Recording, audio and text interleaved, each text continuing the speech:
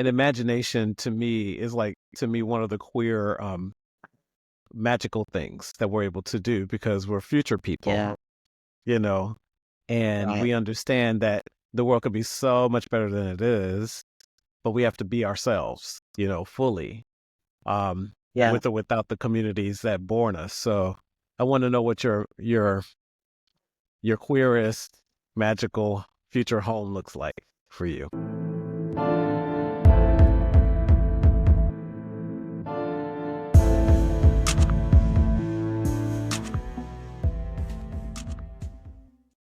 Hi, everyone, and welcome to the premiere episode of the 4th season of In the Telling, a global Black family podcast. I'm Miranda Mims, and I'm joined by my co-host, Stephen G. Fullwood, and we are the founders of the Nomadic Archivist Project. Hey, everybody. We are super excited about season 4 because we've been on hiatus for about a year.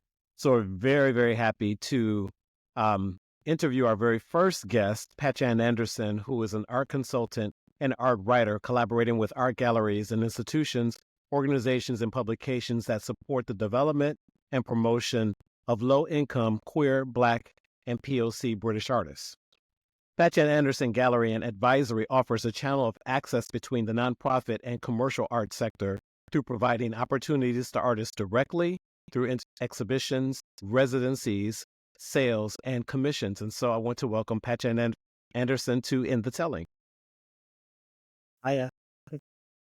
Welcome, Pacheanne. It's great to have you on the show. We're excited to be in conversation with you today. So as a way of sort of beginning and grounding our conversation, would you mind talking about how you define yourself and your racial, gender, and cultural heritage? I define myself as a non-binary, transmasculine person of multi-cultures of the diaspora, Mm-hmm. of Caribbean and of South Asia. Miranda and I did some reading about the work that you've been doing. And what's great is that for this season, we want to talk with folks about how they define themselves, but also about how their politics inform the work that they do. Can you share a little bit more about your experiences with intra-POC politics and how these dynamics have impacted your connection to your South Asian heritage? Yeah. So if I look back from the very beginning, historically, I grew up in a place in South London called Croydon, which is extremely multicultural. I'd say 70% immigrant makeup, and the experience of being Black and South Asian Mm-hmm.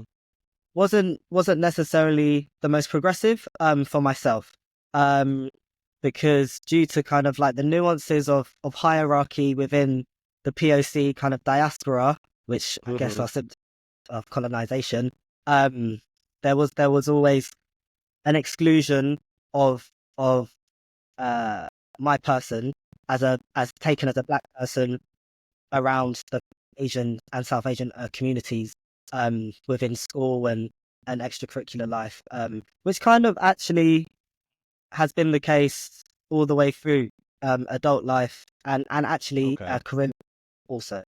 So I guess kind of that, if that answers the question. Thank you. I'd love to hear a little bit more about sort of your memories that sort of make up, your root system, Caribbean, South Asian roots. Do you have like particular stories or cultural practices that you draw on from your memories or from your youth, or even just from your imagined roots that make up who you are? I think personally, in terms of like the Caribbean culture of mine, predominantly Jamaican. I'm Jamaican on both sides. So my mum is Jamaican and Pakistani, and my father is Jamaican and Guyanese. So my predominant Okay. is Jamaican. So for me, a lot of it, I spent a lot of time in Jamaica. My father lived in Jamaica most of my life. So in order to Mm-hmm. see him be there, and for me, it was often food that brought us together, food and music and parties. So that's kind of my resonance with my Caribbean culture. And regarding South Asian culture, I guess in terms of memories, there's only one particular memory that I actually have of my South Asian culture, which is a Mm-hmm. conversation with my mother's mum, on who is my granddad. Where is he from? What does he look like? And I guess I started to Mm-hmm. start questioning this around age 10, 11. Mm-hmm. Okay. Yes, I was very aware that, my mother didn't kind of have a presence of her father in her life from about the age 4, 5. And yeah, I became inquisitive about it, and I was shown a really tiny passport picture of my grandfather, who Mm. is a very light-skinned Indian man. And from what I have been told by my grandmother, is that she isn't actually quite sure where he's from. It could be India, Mm-hmm. it could be Pakistan, and there is absolutely no kind of information regarding the actual cultural aspects of his existence. Mm. So if as I was kind of raised in a place where there was a big Asian and Black community in Croydon, I'm very familiar with, the diaspora within. So the cultures, the Hindu Okay. cultures, the different locational places within India and Pakistan, and how different they are. So Right. having knowledge of that, it's something that I'm always questioning and wondering about, and actually imagining, to be Mm-hmm. honest, Mm-hmm. because I actually have not been to Asia. So from this really tiny picture of this kind of, yeah, really uh, Mm. beautiful, actually, he was a very handsome man. Mm.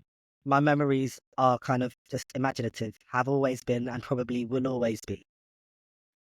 Well, so I have a couple questions because I actually want to go back to your food comment that you made about, being in Jamaica. But you said this is your grandfather, right? The picture, Not great. No, no, no. My mother's father, just grandfather. grandfather. Okay. Yeah. Have you done any further investigating of your grandfather beyond the stories that your grandmother has told you? Not really. That I have a serious yearning and urge to, but Mm-hmm. the amount of information I have is so limited. It's literally his name and that photograph. Okay. So I wouldn't even know where to begin. I do know that he still does live in South London. Mm. So he's alive. Oh, very much so. Yes, yes, yes, yes, yes, yes. Yes. He's Yes. alive, but you don't have connection to him. No. So for wider context, he was married. He had many, Mm. many kids, and he also had many families alongside his married family. So my mum came as a result of a relationship with my grandmother whilst he was married. Got So it. many Mm-hmm. kids in this way. Um, so yeah, that's what I know. I see. I see. Yes. Yeah. I love talking about biological family, but equally important to me is chosen family. And one of the questions we sent you really relates to how you've brought people, um, how you've engaged and developed your friendship circles over the years. And are there moments where you think, yes, I'm, my biological family and my chosen family are equal in terms of how they feed me, how I understand myself. There's a question here somewhere, and it's around how do you build chosen family, um, as an artist, as a thinker, as a trans person. Um, it's quite a big question because Mm-hmm. honestly, before I decided to kind of medically transition and come out, let's say, to my biological family, of which I was really close to. We were quite a tight unit. Um, Mm-hmm. and at I was kind of a gay woman, which was absolutely accepted. My parents are very kind of liberal minded. They are young, my parents had me when they were 15, 16. So they're kind of a different generation, and they're very open minded. So that kind of was Okay. never the issue. All very, very close, very close. I'm the oldest of six. Um, Mm-hmm. and yeah, it was just great. So when I kind of decided to step into myself fully, Mm-hmm. of which siblings were aware of who I was, because we had, similar friendship groups, etc., etc. But when I made the decision to actively come out as a trans person, with the intention to medically transition, it blew the whole family dynamic completely to pieces.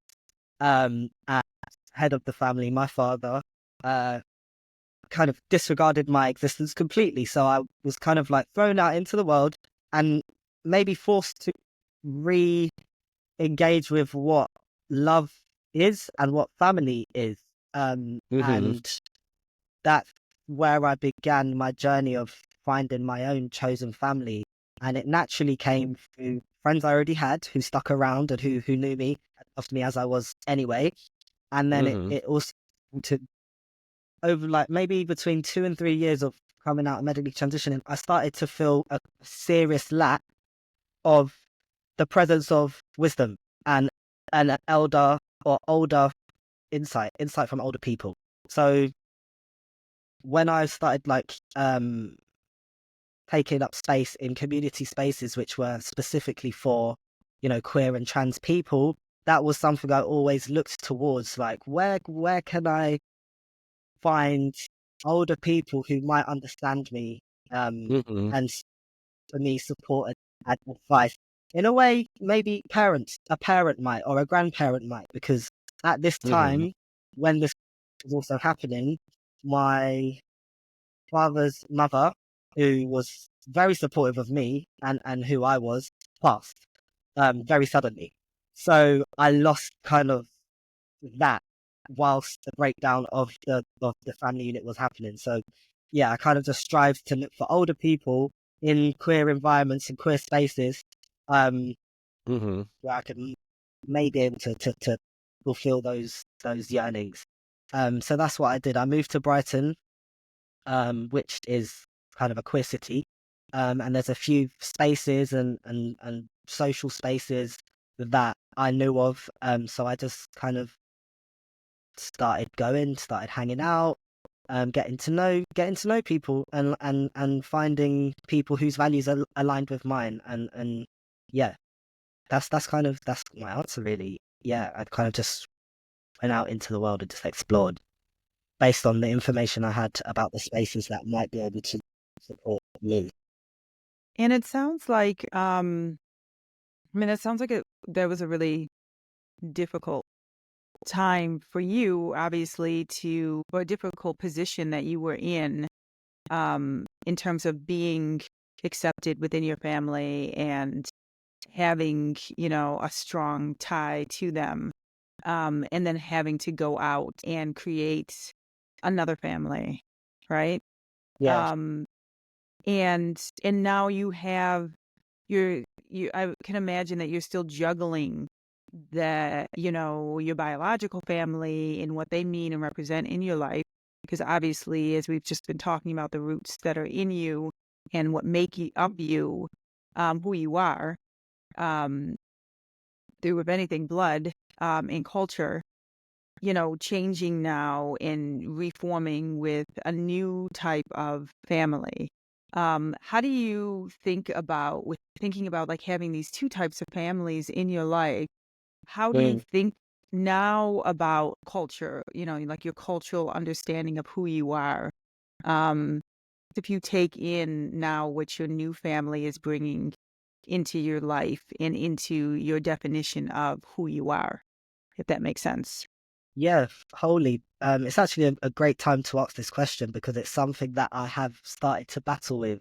So I've always been a proud Jamaican, very immersed in my culture, which isn't often the case for like a lot of second generation Brits because of the just displacement and the expense of getting back home. But I was lucky enough to have one parent who moved from Britain and moved back home. So I kind of took for granted for a lot of my kind of adolescent and young adult life, my connection to my culture, for me, it was very normal. And it's only in the last kind of 2 years where I've carried on certain traditions and cultural practices, again with the food, Sunday dinners, and the music, the events that I kind of curate myself, like, because sometimes I do nightlife events in Brighton in the queer spaces for people like myself who might be detached from their culture. because of being detached from family. So I've tried to really hold it, but in the last kind of year and a half or so, I've come up against a wall of, you know,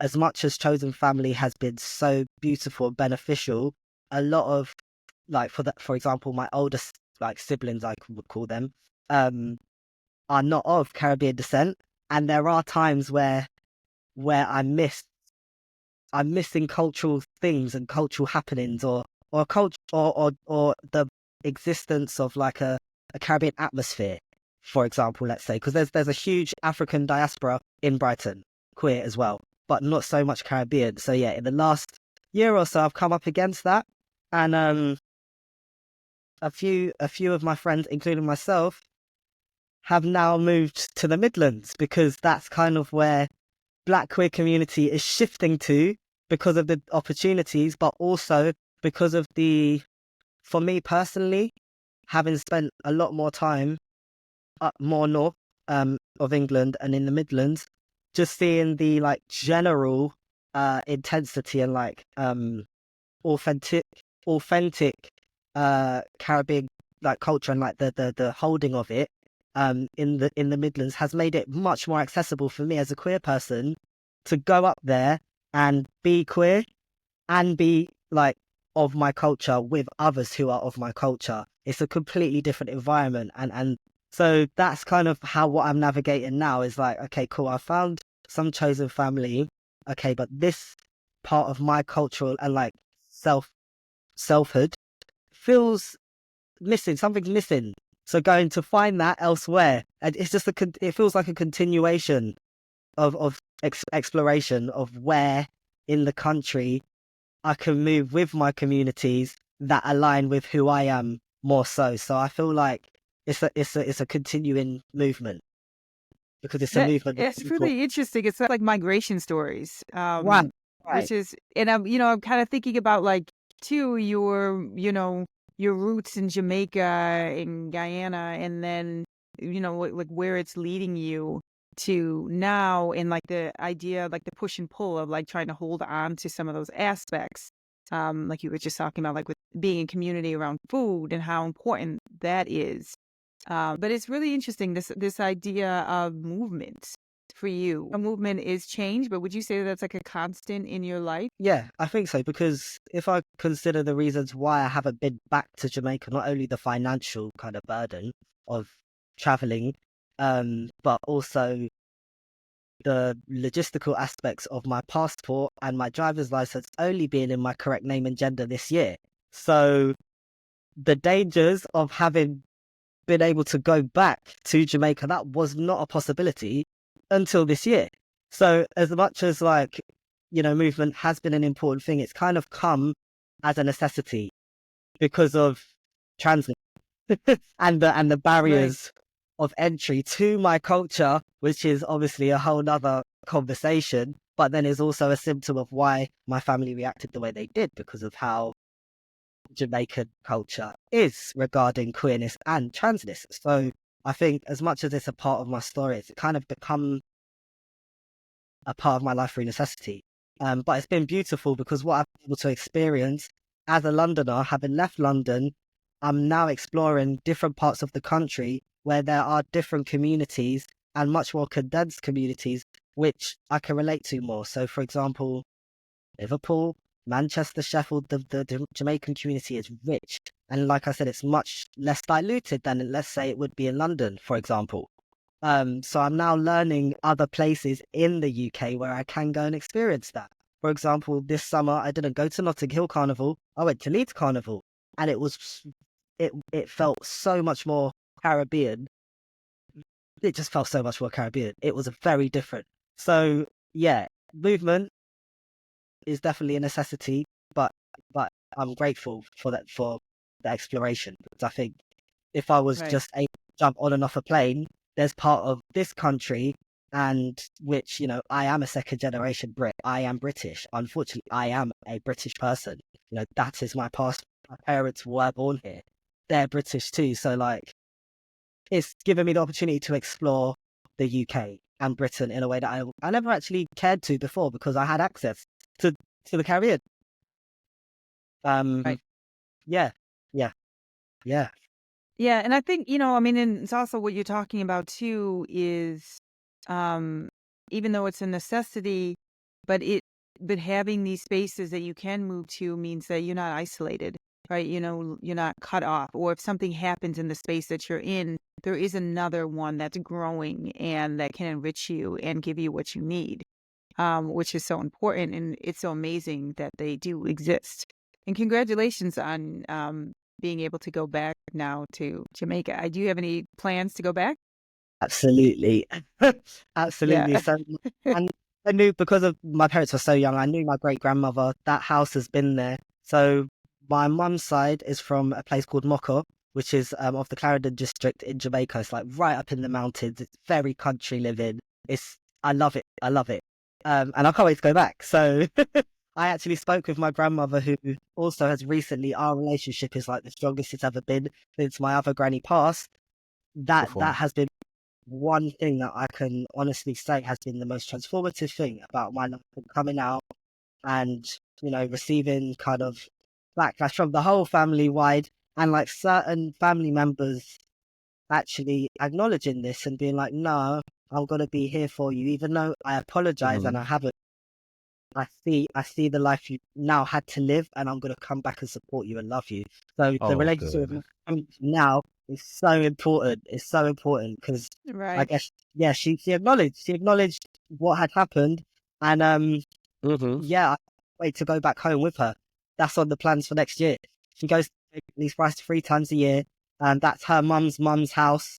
So on that side, we are indigenous of the land of Moko. So um yeah, that house has been there for a very long time, and I just can't wait to go back home. I just can't wait. So that is on the plans. Yeah. Throughout this conversation, we've talked about home, belonging, and so are there places as a second generation British person, places that you go to or you long to go to that's a part of the journey? Because the country opening up to you in your process of moving and looking for and finding community and belonging. I love home as a concept, but I also like it as not just as a physical, but also as a symbolic sort of notion. And so I was like, are there places that you can say, this is home for me? This is home for me. Because I love the fact that you'll be going back to Jamaica soon. And I just want to see you off on the airplane to go see your grandmother. But are there places in, say, that you would identify as home for you, both symbolically and physically, that you could share with Um, us? Absolutely. So I would say home for me lives with my chosen family and and Mm-hmm. and my closest friends.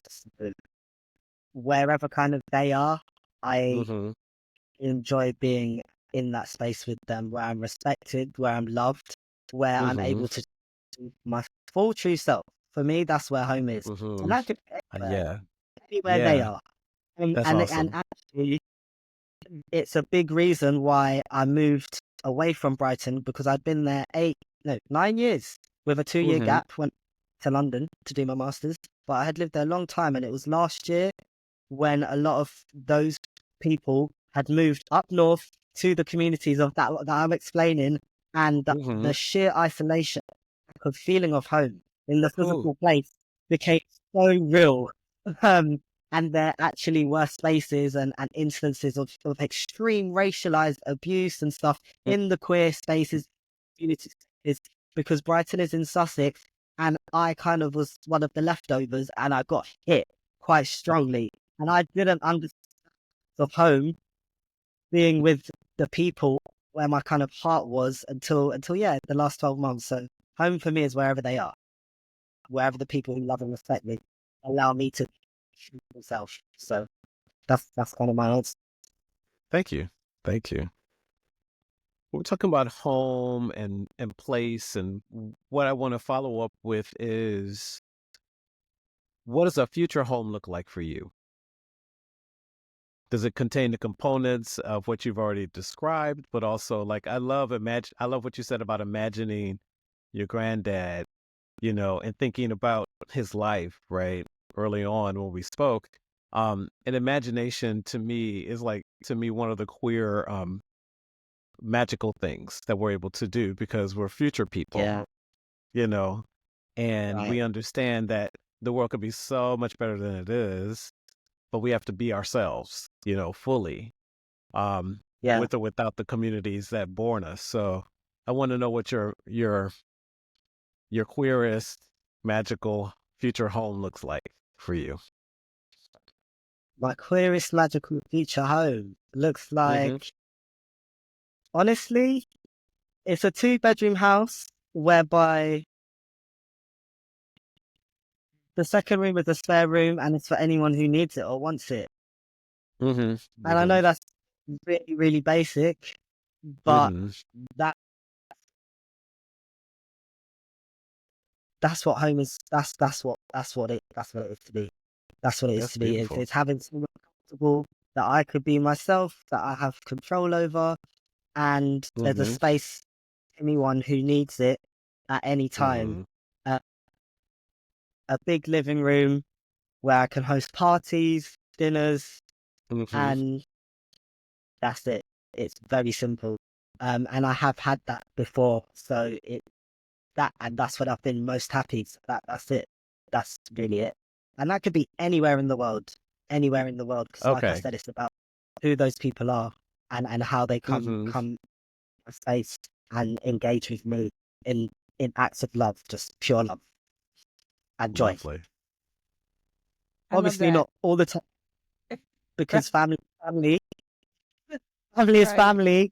Like, right, yeah, Yes. definitely respect, right. love, and yeah, freedom. That's it. Respect, love, and freedom. Mm-hmm. And how much, in, like going off of what your ideas of home are, how much of that actually is a part of your artistic practice or your practice in, art curation Mm-hmm. and building community around art? Is that something that informs that practice? Absolutely. Absolutely.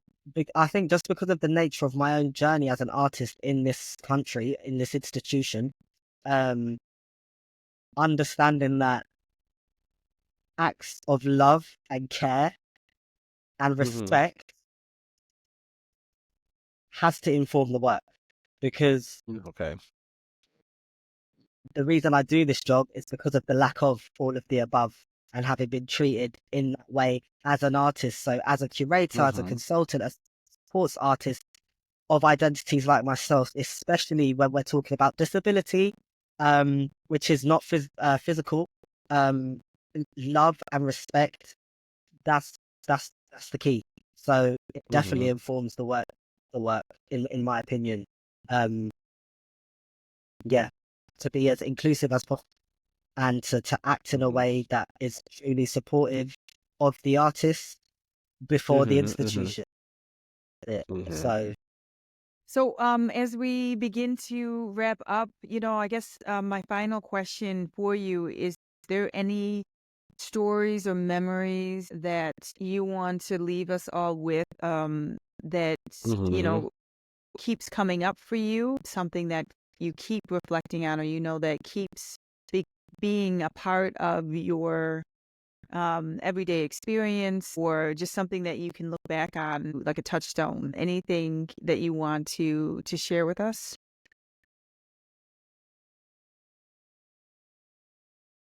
I have been out of work. Initially by choice, but then it became kind of a health thing, a recovery thing. I Mm-hmm. am a bipolar, and this year, on the back of some really bad treatment via projects, career projects, during October to December last year, I was thrown into a psychosis, and for the first time in my life, away from my biological family, I had had a bout of psychotic episodes that I didn't really know what to do with myself. So as an adult, it's the first time outside of my biological family home where I've had a long stint of ill health, whereby I needed support. And now with chosen family, especially having been kind of not new, but only the last kind of 4 or 5 years, and having not actually had an episodic downfall that stretched for that amount of time.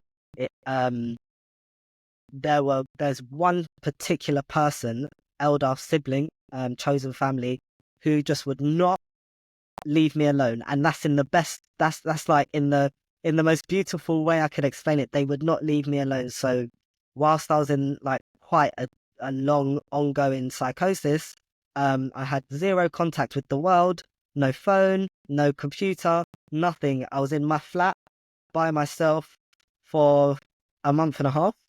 And they kept ringing my doorbell. They kept ringing my doorbell. They kept ringing my doorbell. They kept ringing my doorbell. It kept going and going and going. I lost 2 dress sizes in those 6 weeks. I didn't eat for like 6 weeks. It was wild. And they found their way into my home. I still don't really understand how. They found their way into the building, and I just heard knocks on the front door. And I was like, oh my God, who is that? What's going on? And they were there with like, I can't even remember what chocolate bar. It was like a Snicker or something, or a pack of Maltesers, like one of my favourite chocolate bars. And it's the first person I'd spoken to in weeks. And the first thing I'd eaten in weeks. And it was the beginning of my recovery. And there was something so beautiful about that one particular person who acknowledged my needs and acknowledged what I didn't have access to. Solely because, you know, that side of my mental health is something I don't really share, as I've had control over it for the last, since I've been out of my biological home. It's been great, but, you know, work threw me into something. So I kind of keep it protected. But for some reason, this person just could see and understand what was going on and what I needed, and just would refuse to stop loving me, and found me. And that was the beginning of my recovery. So, if that's a long-winded answer to a very simple question. That's a beautiful answer. Thank you for sharing that wonderful story.